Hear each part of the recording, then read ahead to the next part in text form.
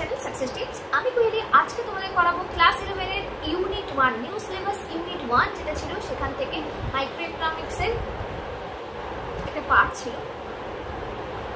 Micro economics থেকে একটা এটা একদম লাস্টের দিকের একটা টপিক ইউনিট 1 এর, সেটা হলো ডেভেলপমেন্ট ইন্ডিকেটরস বা অর্থনৈতিক উন্নয়নের নির্দেশক। দেখো, আমার পড়া যদি বুঝতে পারো অবশ্যই আমার সঙ্গে কন্ট্যাক্ট করতে পারো। কন্ট্যাক্ট ডিটেলস আমি ডেসক্রিপশন বক্সে দিয়ে রাখবো। আর যদি আমার পড়াটা ভালো লাগে, চলো আমরা শুরু করছি। অর্থনৈতিক উন্নয়নের নির্দেশক। অর্থনৈতিক উন্নয়নের কিছু নির্দেশক রয়েছে, যেমন আমরা অর্থনৈতিক বৃদ্ধি বা সমৃদ্ধি নিয়ে আলোচনা আগে করেছি, প্রসার নিয়ে আলোচনা করেছি। প্রসার হচ্ছে কি ইনকাম বাড়ানো, প্রকৃত ইনকাম, প্রকৃত আয় বৃদ্ধি, নেট প্রকৃত আয় বৃদ্ধি পাওয়াকে আমরা বলেছিলাম কি প্রসার, অর্থনৈতিক প্রসার বা ইকোনমিক গ্রোথ। এখন আমরা আলোচনা করছি ডেভেলপমেন্ট। শুধু গ্রোথ হলেই ডেভেলপমেন্ট হবে না। আমরা দেখবে একটা মোটা সোটা বাচ্চা যদি থাকে, আমরা বলি বা হেলদি, অনেকেই বলে কথাটা কি ভালো স্বাস্থ্য, আসলে কি তার স্বাস্থ্য ভালো না, আমাদের সেটা জানতে হবে, বুঝতে হবে। বা খুব রোগাকে বলি ইস কি খারাপ স্বাস্থ্য, খুব রোগা হলেই তার যে স্বাস্থ্য খারাপ এটা বলা যায় না। হতেই পারে সে রোগা, কিন্তু তার ভিতরে যদি কোনো রোগ না থাকে এবং তার বয়স অনুযায়ী তার যদি ওয়েট ঠিকঠাক থাকে, হয়তো মিনিমাম, কিন্তু ওয়েটটা যদি ঠিকঠাক থাকে, তাকে অসুস্থ বলা যায় না বা তার স্বাস্থ্য খারাপ এটা বলা যায় না, তাই না? তো আমাদের এই যে কেন তোমাদেরকে কথাটা বললাম, আমাদের দেশের যখন পঞ্চবার্ষিকী পরিকল্পনা শুরু হয়েছে, তারপরে ইনকাম করতে শুরু করেছে দেশ। মোটামুটি দেখা গেছে আমাদের যে টার্গেটটা ছিল সেই টার্গেটটা হয়তো পৌঁছাতে পারছে না, কিন্তু দেশের আয় বাড়ছে। তারপরেও দেখা যাচ্ছে দেশের মধ্যে কি হয়ে যাচ্ছে, ইনইকুয়ালিটি মানে বৈষম্য, দারিদ্রতা, বেকারত্ব, লিঙ্গ বৈষম্য, যাবতীয় কিছু এই খারাপ জিনিসগুলো ভেতরে ঢুকে যাচ্ছে। আমাদের ধরো আমি প্রচুর রোজগার করছি, একটা সময় এরকম আমার ঘটনা ঘটেছে যে আমি প্রচুর রোজগার করছি। টিউশন, আমি প্রচুর টিউশন পড়াতাম, বাড়ি বাড়ি গিয়ে টিউশন পড়াতাম শনি রবিবার। মানে আমি রবিবার শনিবার আসলে বা রবিবার আসলে আমার রীতিমতো ভয় করতো, সারাদিন কি করে কাটাবো। মানে সকাল থেকে বেরোতাম, আমি রাত্রিবেলা বাড়ি ঢুকতাম, দুপুরবেলা একবার বাড়িতে খেতে আসতাম, খেয়ে আবার সঙ্গে সঙ্গে বেরিয়ে যেতাম। মাঝে মাঝে মনে হতো খাবারটাও বাইরে নিয়ে চলে গেলে ভালো হয়, যে কোনো রাস্তায় বসে খেয়ে নেবো, কারণ স্টুডেন্টের বাড়িতে তো ওরকমভাবে বসে খাওয়া যায় না, ঠিক আছে? তো এইরকম তো এটা খুব করতে পারতাম না, বাড়ি ফিরতে হতো, আবার যেতাম। তো এইরকম করে দেখা গেল যে আমি অসুস্থ হয়ে পড়লাম একটা সময় গিয়ে। তো তারপর আমি দেখলাম যে, আর অসুস্থ হয়ে যাওয়ার পরে হঠাৎ অসুস্থতার পর কি হয়েছিল যে আমি প্রায় 15 ডেজের মতো অসুস্থ ছিলাম, পড়াতে যেতে পারিনি। এই 15 ডেজ স্টুডেন্টের মায়েরা এত বেশিবার ফোন করেছে, এত বেশি হোয়াটসঅ্যাপ করেছে যে কোয়েলি তুমি কেমন আছো, কবে পড়াতে আসবে, কোয়েলি তুমি কেমন আছো, কবে পড়াতে আসবে। যেন মনে হচ্ছিল যে খুব অন্যায় করছি। মানে আমি যে অসুস্থ সেটা জেনেও জিজ্ঞেস করেছে। এবং তারপরে এক্সট্রা ক্লাস করাতে এরকম আগস্টে আমি অসুস্থ ছিলাম, আমার এক্সট্রা ক্লাস শেষ হতে হতে প্রায় ফেব্রুয়ারি হয়ে গিয়েছিল, মানে ওদের অ্যানুয়াল পরীক্ষা চলে এসেছে। এরকম কন্ডিশন। তারপরে আমি ঠিক করলাম না, এটা আমার দ্বারা এইটা ঠিক হলো না, এত টিউশন পড়ানো যাবে না, আমাকে আস্তে আস্তে অন্য কিছু ভাবতে হবে। এই যে আমি ধরো রোজগারটা কিন্তু করেছি, ভালো রোজগার করতাম, মানে খুবই বেশি রোজগার করতাম। একজন প্রাইভেট কোম্পানিতে চাকরি করে যত না রোজগার, তার থেকে অনেক বেশি রোজগার করতাম। বাড়ি বাড়ি পড়াতে গেলে ধরো একটা বাড়িতে যদি একটা সাবজেক্ট 2 দিন পড়াই, মিনিমাম তখন 2016-17 সালে তখন আমি পেতাম 2000-2500 টাকা একটা টিউশন পড়াতে গেলে। তো এরকম ধরো প্রত্যেক দিনই তো রয়েছে, সকাল বিকেল করে রয়েছে, তো ভালো টাকাই রোজগার ছিল। কিন্তু ওই গ্রোথ আছে কিন্তু ডেভেলপমেন্ট হচ্ছে না, আমি নিজে টাইমে খেতে পাচ্ছি না। অবশ্যই যেখানে আমরা শুধু রোজগার করলে হবে না, রোজগারটা ঠিকঠাকভাবে কি করতে হবে, ইউটিলাইজ করতে হবে। তো একজন মানুষের ক্ষেত্রেও যেমন সত্যি, পুরো দেশের ক্ষেত্রেও সত্যি। আম্বানির কত টাকা আর আমার কত টাকা, আমার কথা বাদ দিলাম, আমার থেকেও অনেকের হয়তো মানে আমাকে দেখে তাদের হয়তো স্বপ্ন, ইস ওর মতো যদি আমার জীবনটা হতো। আমরা এটা ভুলে যাই, কিন্তু আমরা সবসময় আমরা আবার অন্যকে দেখে বেশি, ইস ওর মতো যদি জীবনটা হতো, এরকম ভাবতে থাকি। কিন্তু এই যে ভেবে দেখো, আম্বানির রোজগার আর ওই একজন নিম্নবিত্ত মানুষের রোজগার, দুটোর মাঝখানে যে গ্যাপটা তৈরি হচ্ছে, এই গ্যাপটাকেই আমরা বলবো কি আয় বৈষম্য। ঠিক আছে, আর দারিদ্রতা তো আমরা জানি। এবার আয় বৈষম্য নিয়ে আমরা আলোচনা করব, দারিদ্রতা নিয়ে আলোচনা করব, আনএমপ্লয়মেন্ট নিয়ে, বেকারত্ব নিয়ে আলোচনা করব, লিঙ্গ বৈষম্য নিয়ে আলোচনা করব। এখানে যতগুলো টপিক আছে সেই টপিকগুলো নিয়ে আমরা আলোচনা করব। অর্থনৈতিক উন্নয়ন কাকে বলে এটা কি আমি লিখিয়ে দিয়েছিলাম? অর্থনৈতিক উন্নয়ন কাকে বলে লেখাইনি, আমি তাহলে বলে দিচ্ছি, লিখে নি বলে দিচ্ছি।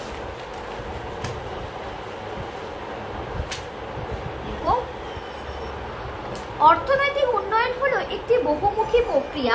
আমি একবারে বলছি, যারা ইউটিউব দেখে ক্লাস করছো তারা পজ করে করে লিখে নেবে।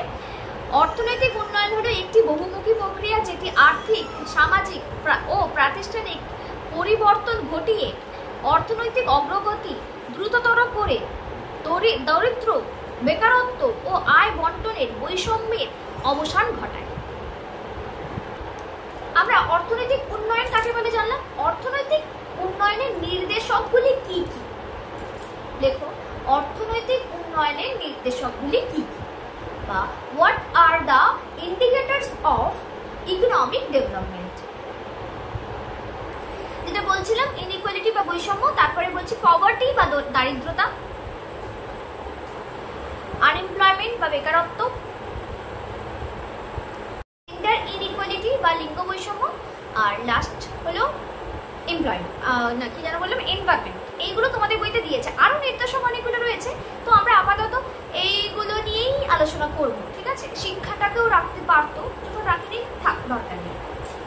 বইতে তোমাদের সিলেবাসে যতটুকু আছে আপাতত সেটুকু করাই। পড়াতে আমি অবশ্যই দু একটা জিনিস বলে দেবো। আজকে আপাতত ইনইকুয়ালিটিটা নিয়ে আমরা আলোচনা করব। বৈষম্য কাকে বলে? দেখো, বৈষম্য কাকে বলে বা হোয়াট ইজ ইনইকুয়ালিটি। আমি ডেফিনেশনটা একবার বলছি।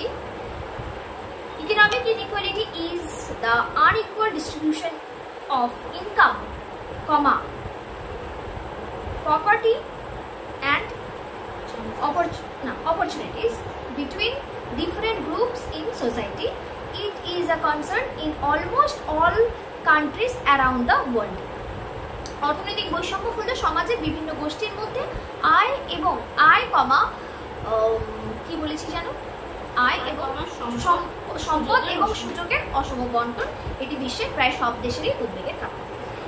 এখানে বৈষম্য প্রায় প্রত্যেক দেশেই রয়েছে, তবুও আমাদের মতো থার্ড ওয়ার্ল্ড কান্ট্রিগুলোতে একটু বেশি।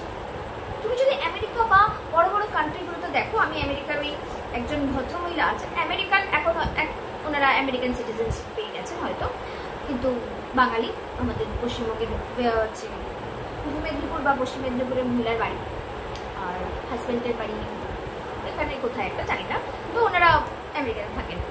তো ওনার একটা ভিডিওতে ব্লগে শুনছিলাম যে ধরো কেউ একজন বড় চাকরি করে, টিচার বা ডাক্তার, তাদের স্যালারিটা খুব হাই।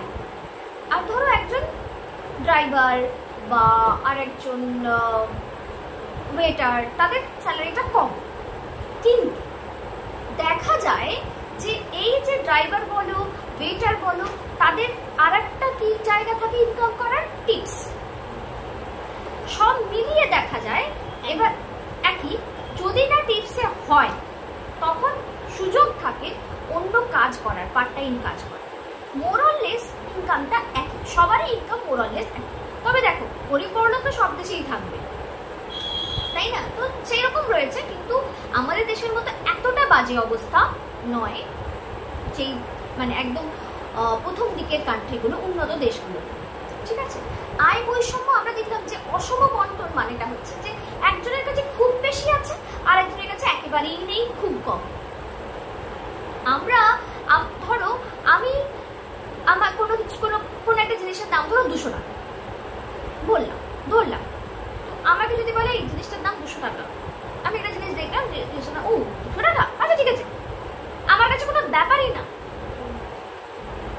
200 টাকা, 400 টাকা, 500 টাকা কোনো ব্যাপারই না। 500-র উপরে উঠলে একটু ভাবি, 500 টাকা দাম,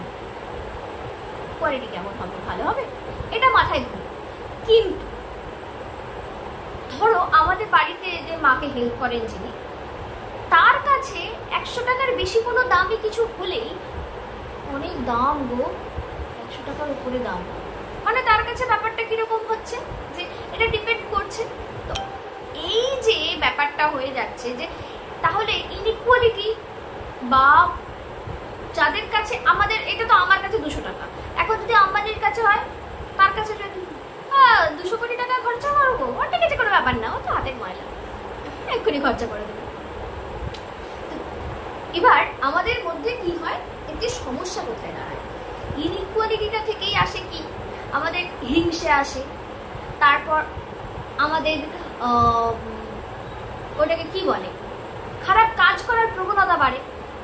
আমি ধরো কাউকে দেখলাম যে তার অনেক টাকা আছে, আমরা বেশিরভাগ ক্ষেত্রে অনেক সময় কি ভাবি, সব 2 নম্বরই টাকা, সব কালো টাকা, সব কালো টাকা, সব কালো টাকা, তাহলে 1 টাকা পেলাম। আমাদের বাঙালিদের মধ্যে হলেই কেউ ধরো একটু খরচা টরচা করে ফেলছে, বেশি টাকা, ও বাবা সব কালো টাকা, কোথা থেকে, ওর কোথায় ইনকাম, কি করে যে ওর এত টাকা ইনকাম হয়েছে। আর আবার কিছু লোকের আমার প্রতি একটা ধারণা আছে যে এত ভিডিও করে, আগে তো আমরা রাস্তায় ভিডিও করতে করতে আসতাম, মানে রাস্তায় আসতাম যেতাম, শ্বশুরবাড়ি থেকে আসতাম যেতাম, আমি রাস্তায় ভিডিও করতে করতে আসতাম যেতাম। তো এটাতে তখন আবার লোকজন ভাবতো নিশ্চয়ই প্রচুর টাকা কামায়, নাহলে কেন রোজ রোজ ভিডিও করে। কত লোক জিজ্ঞেস করেছে। ইনইকুয়ালিটিতে কি হচ্ছে, আমরা যখন আমাদের অসৎ পথে রোজগার করার টেন্ডেন্সি কিন্তু বেড়ে যায়। বৈষম্য যখন দেখি একটা লোকের প্রচুর টাকা, আমার টাকা কম, আমি খুব খেটে করছি তবুও কম, তারপরে আমার অসৎ কাজ করার প্রবণতা বেড়ে যায়। আজকাল মানে ফেসবুক বা ইউটিউবে একটু কমেছে, ইউটিউবে তাও ইউটিউবে রয়েছে, ইউটিউব তবু মানে ইউটিউব অনেকটাই মেনে চলে। ফেসবুকে দেখেছি প্রচণ্ড খারাপ খারাপ ভিডিও থাকে, বা বাচ্চা বাচ্চা ছেলেমেয়েরা শুধু ভিউ পাওয়ার জন্য প্রচণ্ড পরিমাণে নিজেকে অ্যাবিউজ করছে, তাই না? তো এইগুলো কিন্তু ভালো জিনিস না, এটা বৈষম্য থেকেই আসে। আজকে আমি ভিডিও দিয়েছি, পড়ানোর ভিডিও আগেও দিয়েছি, এখনো দিচ্ছি।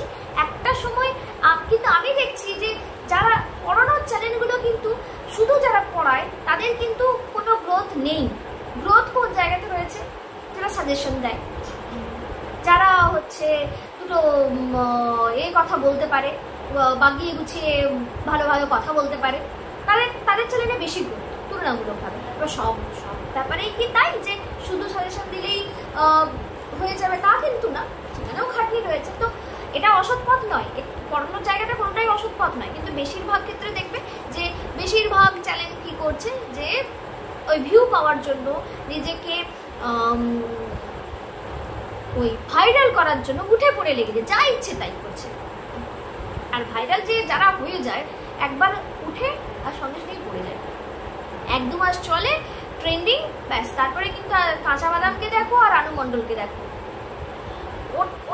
ওঠার পরেই পড়ে যায় এরা। আর এরা টাকা রাখতেও পারে না, এইভাবে ভাইরাল হওয়ার কোনো প্রয়োজনও নেই বলে আমার মনে হয়। যাই হোক, ইনইকুয়ালিটির কারণ বলে লেখো যে আয় বৈষম্যের কিছু কারণ লিখে রাখো, রিজনস ফর ইনইকুয়ালিটি, আয় বৈষম্যের কারণ। বেকারত্ব, অর্ধ বেকারত্ব, বেকারত্ব থেকেই বৈষম্য আসবে, এটা একদম সহজ একটা ব্যাপার। যে আমি আচ্ছা, অর্ধ বেকারত্ব বা আন্ডার এমপ্লয়মেন্টটা কি, ধরো আমার কাছে বলি যে ধরো মাধ্যমিক পরীক্ষার পরে, তোমরা যদিও মাধ্যমিক পরীক্ষার পরপরই শুরু করেছো, কিন্তু আগের বছর মনে আছে আমার কোনো স্টুডেন্ট আসেনি, আসলেও 1 মাস পড়েছে, তার বসে বলেছে ক্লাস স্কুলে নেই, ছেড়ে দিয়েছে। তো এরকম করে প্রায় 3 মাসের কাছাকাছি আমার স্টুডেন্ট ছিল না বললেই চলে ক্লাস 11-এ। তো আমার তো তখন একটা বাজে অবস্থা চলছে, স্টুডেন্ট নেই। বা ফেব্রুয়ারি মাসটা আমার খুব বাজে অবস্থা যায়, ফেব্রুয়ারি মাস বা মার্চ মাসটা, যেটা ধরো তোমাদের পরীক্ষা, আমি তো অ্যাডভান্স পেমেন্টে পড়াতে শুরু করে দিলাম, লাস্ট মাসে তো আমাকে কেউ আর টাকা দেবে না, তো তখন আমার কিন্তু ইনকামটা কমে যায়। তো এইটাতে আমি কিন্তু এমপ্লয়েড বলা যায় না, সেলফ এমপ্লয়েড নিশ্চয়ই, ইনকাম করি নিশ্চয়ই, কিন্তু তারপরেও আমার কোনো নিশ্চয়তা নেই, নিশ্চিতভাবে আমি একটা রোজগার করি না। এইগুলোকে বলা হয় অর্ধ বেকারত্ব। বোঝা গেল? বেকারত্ব তো আমরা জানি, কেউ যখন কাজ বাজ না করে, রাত টাকা পয়সা রোজগার নেই, তাকে বেকার করে দিচ্ছে, বেকারত্ব বা বেকার বলছে। আর আচ্ছা, বেকার কাকে বলে বা বেকারত্ব কাকে বলে যদি জানতে চাও, দেখছি তোমাদের বইতে লিখে দেওয়া আছে কিনা। না, বেকারত্ব নিয়ে আমরা অলরেডি এতে পরে আলোচনা করবো, তাই থাক, বেকারত্ব নিয়ে পরে আলোচনা করব, তখন সেখানে দেখাবো। তো বেকারত্ব, অর্থ বেকার মানে তার রোজগার নেই। আমার রোজগার আছে, তোমার রোজগার নেই, তাহলে কি হবে? আমার ইনকাম বাড়বে, তোমার ইনকাম নেই, তো মাঝখানে গ্যাপ তৈরি হবে। আমাদের দেশে প্রচুর লোক বেকার, অর্থ বেকারে পড়ে গেছে। পরেরটা হলো সম্পত্তির ব্যক্তিগত মালিকানা, প্রাইভেট ওনারশিপ অফ প্রপার্টি। সম্পত্তির ব্যক্তিগত মালিকানা। তোমরা আমাকে বলো, কোন অর্থনীতিতে বা কোন অর্থনৈতিক ব্যবস্থাতে ছিল সম্পদের ব্যক্তিগত মালিকানা আছে? কোন অর্থনীতিতে ছিল বলো, মনে করে বলো। মেন এটা ধনতান্ত্রিক অর্থনীতি বা ক্যাপিটালিস্টিক ইকোনমিতে ছিল। আর মিশ্র অর্থনীতিতেও থাকবে। মিশ্র অর্থনীতি কি ছিল? ক্যাপিটালিস্টিক ইকোনমি আর সোশ্যালিস্ট ইকোনমিক মিক্স ছিল, তাই তো? তবে আমার এখন দাঁড়িয়ে কোনো দেশেই কিন্তু আর সেইভাবে সোশ্যালিস্ট ইকোনমির তেমনভাবে নেই। সোশ্যালিস্ট ইকোনমিটা তেমনভাবে আর নেই, ঠিক আছে? এবার এই ক্যাপিটালিস্ট ইকোনমিতে কি হচ্ছে? আমার সম্পত্তি আমি রোজগার করছি, আমি কখনোই না, অনেকেই দেয়, কিন্তু বেশিরভাগই কি হচ্ছে, আমি আমার সম্পত্তি বাড়ানোর চেষ্টা করবো, আমার ব্যাংক ব্যালেন্স বাড়ানোর চেষ্টা করবো, আমার সোনার গয়না বাড়ানোর চেষ্টা করবো, আমি একটা বাড়ি কিনবো, আমি একটা গাড়ি কিনবো, আমি জায়গা কিনবো, সব আমার হবে। তাহলে এতে কি হচ্ছে? এখানে আমি ধরো রোজগার করলাম, আমার যতটুকু প্রয়োজন বাদ, খাওয়া দাওয়া বাদ দিয়ে, তারপরে বাকি টাকাটা ধরো অনাথ আশ্রমে দিয়ে দিলাম, বৃদ্ধাশ্রমে দিয়ে দিলাম। এটা যদি করতাম তাহলে কি হতো? ইনইকুয়ালিটি আসতো না। কিন্তু আমরা তো সেটা করবো না। আমরা কেনই বা করবো? এতে কি হচ্ছে? ইনইকুয়ালিটি বাড়ছে। আর একটা ব্যাপার, সেটা হচ্ছে ইনহেরিয়েন্ট ল অফ প্রপার্টি। উত্তরাধিকার আইন। পরের পয়েন্টটা হচ্ছে উত্তরাধিকার আইন, ইনহেরিয়েন্ট ল অফ প্রপার্টি। এতে করে কি হচ্ছে? উত্তরাধিকার আইন, আমি কিছুই করিনি, আমার কোনো রোজগার নেই, কিন্তু আমার বাবার অনেক রোজগার ছিল, সে অনেক জমিয়ে রেখে গেছে, তারপরেও আমি কি হব? আমি বড়লোক। আমি এরকম প্রচুর লোককে দেখেছি, শুধু টাকাটা ওড়ায়, কি করে তার কোনো ঠিক নেই, ঠিক আছে? কোনো রোজগার তেমন ভাবে নিজে কিছুই করে না, বাবার অনেক টাকা আছে, বাবা হয়তো মারা গেছে, বাবা এখন কিছুই বলে না, সে তার মতো করে, সে কিন্তু বড়লোক, ঠিক আছে? এরপরে হচ্ছে এইগুলো মেন সমস্যা। সরকারি আইনও একটা জিনিস রয়েছে। এরপরেটা লিখো মুদ্রাস্ফীতি বা ইনফ্লেশন। মুদ্রাস্ফীতি বা ইনফ্লেশন।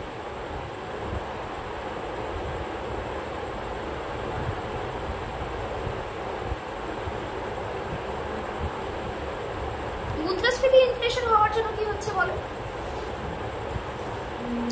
মুদ্রাস্ফীতি হওয়ার জন্য দেখো, আমরা জিনিসপত্র কিনতে পাচ্ছি না। যাদের টাকা আছে তারা কিনতে পারছে, আর যাদের টাকা নেই তারা কিনতে পারছে না। এতে আমাদের কি হয়? এখানে কিছু বলেছে কি, একটা জিনিস কিনতে গিয়েই আমরা আরো বেশি গরিব হয়ে যাচ্ছি। ধরো আমার প্রয়োজনের ভাত ডাল চাল ডাল কিনতে গিয়েই আমি হয়তো গরিব হয়ে যাচ্ছি। আমার প্রয়োজনীয় জিনিস কিনতে গিয়ে আমার ইনকামের সব টাকা বেরিয়ে যাচ্ছে। আর যাদের বেশি ইনকাম তাদের দেখা যাচ্ছে যে ওই খরচা করাটা কোনো ব্যাপার না, তাই না? তো এরকম ভাবে মুদ্রাস্ফীতি যদি বাড়তে থাকে, গরিব মানুষ কি হয়ে যাবে? প্রয়োজনীয় জিনিস কিনতে গিয়েই আরো গরিব হয়ে যাবে। তো মুদ্রাস্ফীতিও একটা। এবার আমাদের অনেক সময় মনে হয় যে জিনিসপত্রের দাম কমে যাওয়া ভালো, কিন্তু এইটা সত্যি নয়। কেন সত্যি নয়? আমার এটা আমি যখন কলেজে পড়ি তখন একটা ধারণা ছিল জিনিসপত্রের দাম কমে যাওয়া ভালো। ভাব, জিনিসপত্রের দাম কমে যাওয়া কেন ভালো না? ধরো কোনো একটা জিনিসের দাম 10 টাকা, তুমি 3টে কেনো, 10 টাকা দামে তুমি 3টে কেনো, তাহলে তুমি যার কাছ থেকে কেনো তার কত টাকা রোজগার হচ্ছে? 10 টাকা দাম, তুমি 3টে কিনছো, যে ইনকাম করছে সে 30 টাকা ইনকাম করছে।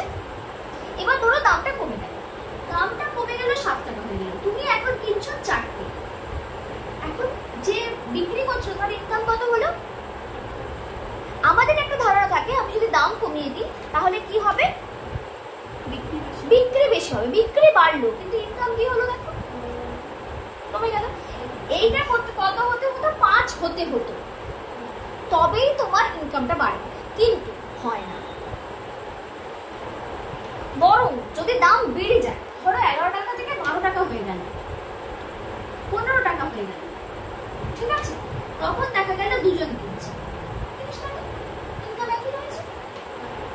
আমার এবার টার্গেট থাকবে 15 টাকা দাম হয়ে গেছে, আমার টার্গেট থাকবে আমি বেশি করে বিক্রি করবো। দোকানদারের টার্গেট যে আমি লোককে বেশি করে বিক্রি করার চেষ্টা করবো, কারণ এখন যদি আমি কোনো রকমের 3টে বিক্রি করতে পারি, আমার ইনকামটা কিন্তু 45 টাকা হয়ে যাবে, আরো অনেকটা বেড়ে যাবে, ঠিক আছে।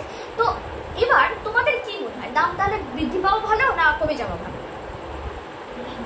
বৃদ্ধি পাওয়া ভালো, কিন্তু খুব বৃদ্ধি পেলে কি হবে, তখন আয় বৈষম্য শুরু হয়ে যাবে। খুব বেশি বৃদ্ধি পাওয়াটা ভালো নয়, কিন্তু কিছুটা বৃদ্ধি পাওয়া ভালো। যে বিক্রি করছে বা উৎপাদক এনকারেজ হয় কিছু জিনিস তৈরি করতে এবং বিক্রি করতে। আমি যদি দেখো, আমি প্রথমে যখন পড়াতাম, ধরো প্রথমে 100 টাকা দিয়ে শুরু করেছিলাম, তখন আমার 2টো ফোন ছিল না, একটা ফোন দিয়ে পড়াতাম। বেশ কিছু অসুবিধা শুরু হলো, তখন আমি 2টো ফোন কিনলাম এবং আমি 100 টাকার জায়গাতে 100 টাকাতে আমি পড়াতে পারছিলাম না, খুব অসুবিধা হচ্ছিল, স্টুডেন্টগুলো থাকছিল না, এটাই স্বাভাবিক ঘটনা। তারপরে 2টো ফোন কিনলাম, আর একটা ফোন কিনলাম, ফোন কিনে পড়াতে শুরু করলাম, তখন আমি করে দিলাম কত টাকা, 300 টাকা। এবার 300 টাকা চলতে চলতে দেখলাম যে না, 300 টাকায় আমার হচ্ছে না। মার্কেট রেট, ফোনের ইএমআই, তারপর ওয়াইফাই এর চার্জ, আমার খাটনি সব মিলিয়ে আমার 300 টাকাতে হচ্ছে না। আমি সেটাকে এখন 350 টাকা করেছি। এটা 2 বছর পর, টানা 2 বছর চলেছে, 2 বছর 3 বছর চলেছে 300 টাকা, তারপরে আমি 350 টাকা করেছি। এই যে ব্যাপারটা, আমি যদি এটা না বাড়াই তখন কি হবে, স্টুডেন্ট সংখ্যা যদি বাড়ে তাহলে ঠিক আছে, তবু স্টুডেন্ট সংখ্যা যদি না বাড়ে তাহলে তখন ওই আমার রোজগার বুঝলে ব্যাপারটা। তো আমাদের সামান্য বৃদ্ধি পাওয়াটা কিন্তু ভালো, কিন্তু খুব বেশি বৃদ্ধি পেয়ে গেলে সমস্যা বাড়বে। এবার পারিবারিক রাজনৈতিক প্রভাব, আরো ছোট ছোট জিনিস রয়েছে। আরেকটা জিনিস লিখে রাখো, সেটা হচ্ছে জনসংখ্যা বৃদ্ধি, ইনক্রিজিং পপুলেশন। ইনক্রিজিং পপুলেশনে কি হচ্ছে, পপুলেশন যদি, জনসংখ্যা যদি বৃদ্ধি পায়, দারিদ্রতা তো বাড়বে, বেকারত্ব বাড়বে। প্রথম জনসংখ্যা বৃদ্ধি পেলেই বেকারত্ব বাড়বে, তাই না? বেকারত্ব বাড়বে। তারপরে দেখো, আজকে একটা বাবা মার ধরো একটা কি 2টো সন্তান, সে কি চেষ্টা করবে, তাকে একটা ভালো স্কুলে পড়ানো, তাকে ভালো খেতে দেওয়া, সে যাতে সব রকম ভাবে, সে হয়তো মানে তুমি ধরো কিছু করতে চাইছো, কিছু ভাবে তুমি এই যে অনলাইনে পড়তে চাইছো, এই জায়গাতে তোমার বাবা মা কিন্তু তোমাকে পড়তে দিচ্ছে। অনেক স্টুডেন্ট আছে, অনেকেই আমাকে এই কথাটা বলে, ম্যাম বাড়িতে রাজি হচ্ছে না। বাড়িতে একটা ধরো না যে অনলাইনে পড়াশোনা করবে না ছেলে মেয়ে, ও ফোন দেখবে, দরকার নেই এসব ফোনে পড়াশোনা করার, সেটা যেমন একটা ব্যাপার রয়েছে, তেমনি আরো একটা ব্যাপার রয়েছে যে দেবে, মানে এতটা টাকা তারা খরচা করতে পারবে না, কারণ তার বাড়িতে এটাই হতে পারে যে ছেলে মেয়ে 2-3-4টে ছেলে মেয়ে, সবার জন্য তো খরচা করতে হবে, রাখতে হবে, তো সেই ক্ষেত্রে পারবে না। তো সেখানে একটা ছেলের বা মেয়ের, বা ধরো অনেক ক্ষেত্রে এই ঘটনা ঘটে, ধরো বাড়িতে ছেলে মেয়ে, একটা ছেলে একটা মেয়ে আছে, দেখা যাবে যে ছেলের জন্য সব থেকে ভালো জিনিসগুলো হচ্ছে, তাকে ইংলিশ মিডিয়ামে পড়ানো হচ্ছে, মেয়েকে বাংলা মিডিয়ামে পড়ানো হচ্ছে। আমি প্রচুর দেখেছি, প্রচুর, মানে স্কুলে আমার বন্ধুদেরই দেখেছি, সরকারি স্কুলে পড়ছে মেয়ে কিন্তু ভালো পড়াশোনা, খারাপ না, মাধ্যমিকে দারুণ রেজাল্ট করেছে, কিন্তু তার দাদা পড়েছে ন্যাশনাল এজেন্সি, তার ভাই পড়ছে হয়তো ভিএমএস, ঠিক আছে। এইরকম মানে নিজের অন্যকার, মানে যে কুর্তুতে জানতো তো এরকম না, নিজের ভাই, নিজের দাদা ইংলিশ মিডিয়াম, বড় ইংলিশ মিডিয়াম, আইএসসি বোর্ডের এতে পড়ছে, আর মেয়ের বেলা সরকারি স্কুল। এটা মেয়েরা ইগনোর হয়, আবার অনেক ক্ষেত্রে ছোট জন ইগনোর হয়। বড় জনের ক্ষেত্রে কি হয়, প্রথম সন্তানের ক্ষেত্রে অনেক সময় হয় কি যে তাকে ঢেলে দেয়ছে বাবা মা। আমার প্রথম সন্তান, ওকে আমি সব দেব, দ্বিতীয় সন্তানের বেলা টাকা নেই। এটা কিন্তু ঘটনাটা ঘটে। বা দুটো সন্তানকে একসঙ্গে চালাতে গিয়ে দেখা যাচ্ছে পারছি না, বড় সন্তানকে যেহেতু প্রথম থেকে দিয়ে এসেছি ওকে দিতেই হবে, কিছু করার নেই। এটা আমাদের পাশের বাড়িতেই আছে, এই পাশের বাড়িতে বড় জনকে যেহেতু ইংলিশ মিডিয়ামে পড়িয়েছে তাকে ইংলিশ মিডিয়ামে পড়াচ্ছে। সে পড়াশোনায় ভালো ছিল ছেলেটা, হঠাৎ করে কি একটা মিলে গেছে। তো তারপরে তার যে আরো জয়েন্ট ফ্যামিলিতে আরো ওর পরে আরো 3টে ভাই আছে, তাদেরকে একটা কোনো রকম একটা স্কুলে পড়াচ্ছে।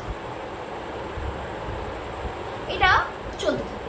তো এখানে বেশি পপুলেশন বা বাবা মা যদি বেশি সন্তান হয়ে যায় তাতে কি হয়, সন্তানটা ইগনোরড হয়। এতে তাদের এডুকেশন ভালো হয় না, এডুকেশন ভালো না হওয়ার জন্য তারা এই যে মানব উন্নয়ন ভালো হয় না, মানব উন্নয়ন যদি ভালো না হয় তারা ভালো পরবর্তী সময়ে ভালো চাকরি পাবে না। এবার ব্যতিক্রম তো রয়েইছে, অনেকে দেখা যাবে ওই কি বলবো সরকারি স্কুলে পড়েই তারা বিশাল কিছু হতে পেরেছে এবং হয়েও গেছে, প্রচুর, এটাও রয়েছে প্রচুর। তো যেটা জনসংখ্যা বৃদ্ধির জন্যও কি হচ্ছে, আস্তে আস্তে বৈষম্য কিন্তু বাড়ছে। এছাড়াও ধরো কালো টাকা, ইললিগাল কাজকর্ম, এইগুলোর জন্য বৈষম্য বাড়ে। তো এইটা ছিল কি জানো, ইনইকুয়ালিটি বা বৈষম্য, আয় বৈষম্য বলতে পারো, বা অর্থনৈতিক বৈষম্য কাকে বলে, এইটা ছিল তার আলোচনা। এর পরের টপিকটা কি আছে, এর পরের টপিকটা আছে পভার্টি বা দারিদ্রতা। এটা নিয়ে আমি নেক্সট ভিডিওতে বলবো। এইটা তোমরা বুঝতে পারলে কিনা বলবে, বুঝতে অসুবিধা হলে অবশ্যই বলবে। আর পড়ানো যদি ভালো লাগে, আমার কাছে যদি অনলাইন বা অফলাইন ক্লাস করতে চাও অবশ্যই কন্ট্যাক্ট করতে পারো। কন্ট্যাক্ট ডিটেলস আমি ডিসক্রিপশন বক্সে দিয়ে রাখবো। Thank you.